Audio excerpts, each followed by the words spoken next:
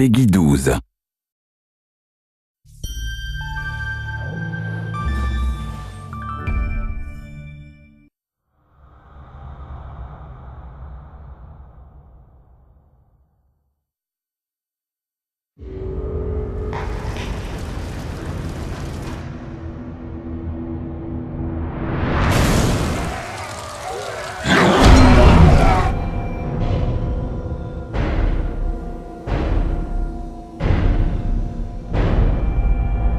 Welcome back to the world of Ashan, the setting of all our Might Magic games.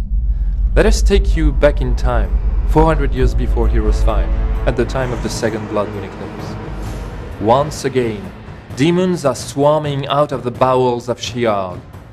To repel the invasion, the various nations of Ashan will have to set aside their petty quarrels and unite their forces.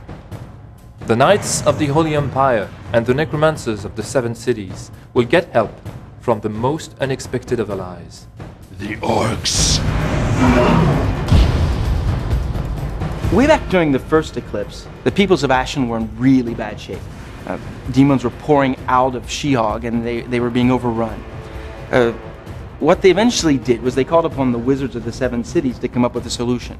And they got this kind of unkosher idea and started injecting demon blood into criminals. These criminals ended up turning into what we now call the Orcs.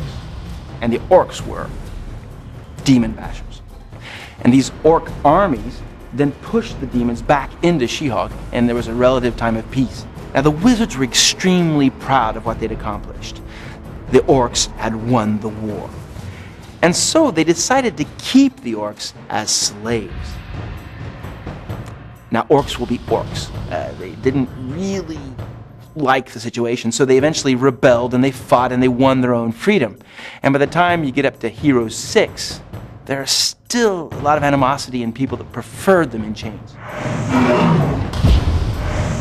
Sandor is the bastard child of Duke Slava of Griffin and his first love, the beautiful Lady Elizabeth. A political burden since birth, he soon became a troublemaker and found an outlet for his frustration and anger alongside his father's master of arms, the Orc, Thrall. Imagine the Duchy of Griffin and the Duchy of Wolf, they've been feuding for decades.